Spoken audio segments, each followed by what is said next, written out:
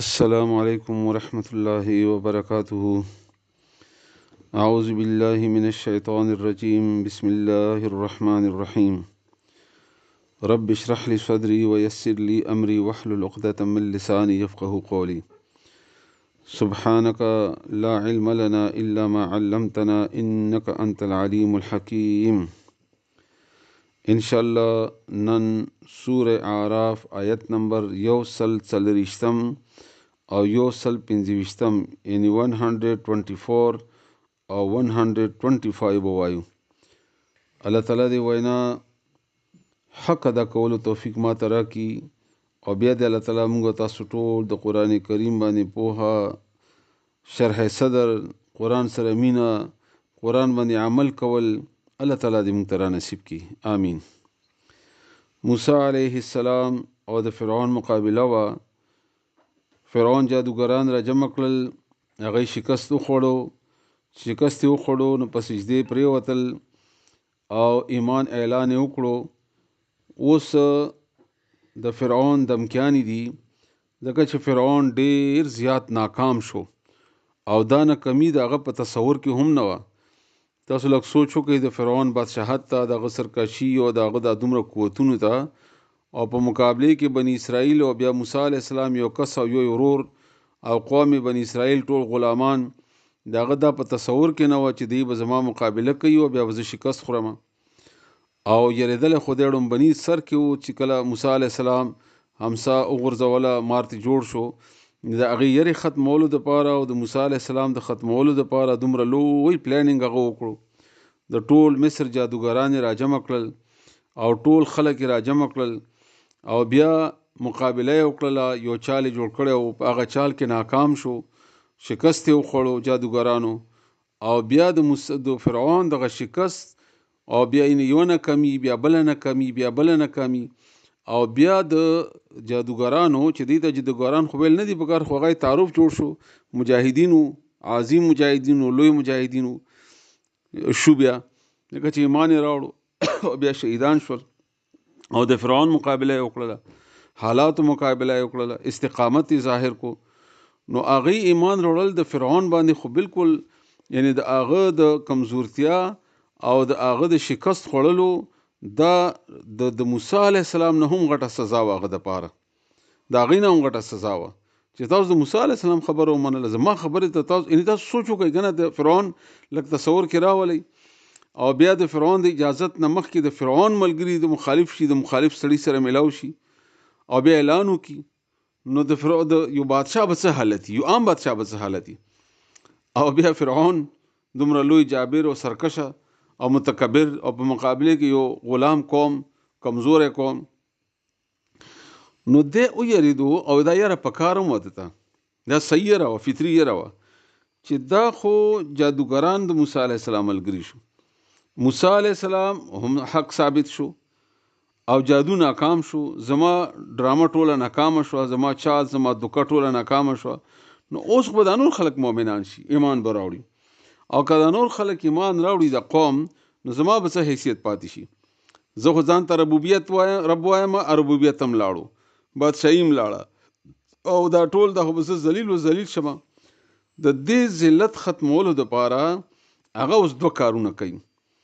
یو دی ته دمکی ورکوي دې دپاره چې دا قوم دی پسې لاړ نشي، او بل عملی طور باندې دا کار کوي چې بل څوک بیا داسې ونه کړي، ګورئ چې بل څوک مسلمان نشي او زما د بادشاهي ته کومه خطره ده دا ختم شي، دا سرته ورسیږي زما د بادشاهي وغیره.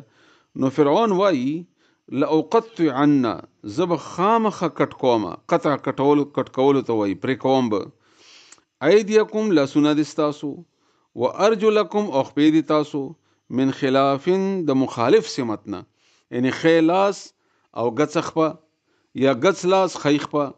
چنانچه عبدالله ابن عباس رضی الله تعالی عنهما فرمایي چې همده کسي وکړل، بیا د هغې لاس او خپه مخالف سمت کې کټ کړل. ثم بیا لأصلبنکم، زه به تاسو په پانسي وخېجوم. صلیب، صلیب پانسي ته وایي.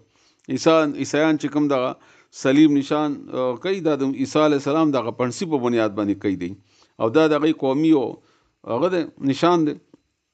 نو زه به تاسو پانسي ته وخېجوم یعنې ځوړند به م کمه اجمعین تاسو ټول.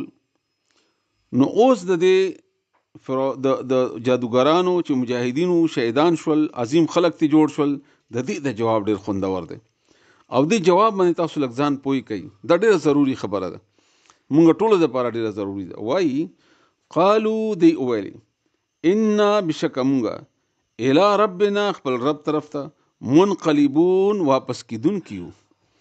یعنی یو خو مونږ ایمان راوړو نو الله طرف ته لاړو، نو څه پریشانی ده مونږ ته خو هدایت ملاو شو، مونږ خو کامیاب شو، مونږ خو ګټه وکړله، مونږ خو حقیقت وپېژندو او مونږ حقیقت ته لاړو. بیا که ته مونږ یعنې که مومنان شو نو چې مومن شو نو یره د څه شي ده؟ بیا ولې ویریږو مونږ تا نه؟ ولې ویریږو مونږ مرګ نه؟ ولې ویریږو مونږ ستا د دمکیانو نه؟ مومن څنګه یریږي؟ یو. دویم، که تا بیا مونږ مړه کړو نو بیا هم الی ربنا منقلبون، الله طرف ته واپس کیږو. نو ایمان مومن دا خبره ښه توجه سره لږ واورئ او بلکې خپل ځان سره بار بار تکرار کوي لږ، بیا خپل ایمان په میچ کوي لږ چې آیا مونږ داسې مومنان یو؟ زه بار بار دا خبره کوم چې قرآن کریم تاریخ نه بیانوي، قرآن کریم زموږ ایمان جوړوي. دلته الله تعالی مونږ ته ښایي چې دا څنګه خلک څنګه ایمان وددوي. تاسو لږ خپل ایمان په دې باندې وګورئ چې که مونږ ته مړه کې نو الله طرف ته به لاړ شو، چې الله طرف ته لاړ شو مرګ خو زمونږ ته دی نو کامیاب شو، ځکه چې شهیدان به شو، چې شهیدان شو نو الله طرف ته خو مونږ تلل دي. او که په شهادت باندې لاړ شو نو د الله دیدار، د الله مینه، د الله جنت مونږ ته صحیح ثابت شو، اب مونږ ته خامخا ملاویږي. نو دا خو د یو مؤمن دپاره زیری دی، دا مؤمن دپاره زیری دی. دا شیطان او نفس دا د مرګ نه انسان داسې یری ته به وایې لکه دا ډېره غټه ناکامي ده. حالان کې یو مؤمن دپاره د توجه سره بیا توجه در کومه تاسو واورئ، مؤمن دپاره مرګ دا د سکون ذریعه ده، دا د آرام ذریعه ده. او دشمن تو دا کوشش کوي چې دا د مرګ نه ویرومه، دا د دشمن همیشه دپاره دا طریقه وي. امریکا چې کله په افغانستان راتله او بانه یې جوړه کړه د اسامه وغیره، نو اول هغه یو پروپاګاندا وکړه او دا پروپاګاندا د جنگ یو ډیره ضروری حصہ ده او دې سره جنگونه ګټل کیږي، ځکه چې اول عصابي جنگ وي. نو پروپاګاندا دا وکړه چې موږ سره داسې اسلحې دي او داسې ډیزي کټر دی او داسې فلانه دی او داسې فلانه دی او موږ سره بلیک کیټ دی او موږ سره فلانه شی دی فلانه شی دی فلانه شی دی. د خلکو کې یره واچوله. نو چې هغه قوتونه وو خو په خپل ځای کې خو یره هم دومره ډېره وه چې یو کمزور مسلمان د امریکې د هغه د دباو نه دومره یېرېدلی و چې هغه مقابلې ته ونه درېدو. هغه مؤمن و، بیا خلک مؤمنان پیدا کړي الله تعالی، دا د الله قانون دی. خوش قسمته انسان بیا راشي پکې د امریکې مقابله یې وکړه، هغه نه مخکې د روس مقابله وکړه او چا وکړه الله ته پته ده. بهرحال نو دا خو بیا مجاهد وي. نو دا د دشمن د شیطان او د نفس هغه یره ده او بیا په شیطانانو کې انسانانو چې دا ویری. نو فرعون هم دقه کار وکړو چې زه به تاسو مړه کړمه. نو ایمان څه وښودل؟ ایمان دا وښودل مونږ به الله طرف ته لاړ شو، مونږ الله سره مینه ده، مونږ الله دپاره ایمان راوړی دی، مونږ خپل الله ته ورځو. که مونږ الله سره مینه وي نو چې تا سره چا مینه وي هغه ته ورځي نو دا د غم خبره ده که د خوشحالۍ خبره ده؟ دقه ایمانو. الله دې موږ تاسو هم دغسې ایمان را نصیب کړي، امین. فرعون وویلې لأقطعن خامخا به زه پرې کړمه ایدیکم لاسونه دې تاسو و ارجلکم او خپې دې تاسو من خلاف عدل بدل ثم بیا لأصلبنکم زه به په پانسي وخېجوم تاسو، ځوړند به کم تاسو اجمعین اټول. قالو دی وویلې انا بشک مونږه الی ربنا خپل رب طرف ته منقلبون واپس کیدونکي یو.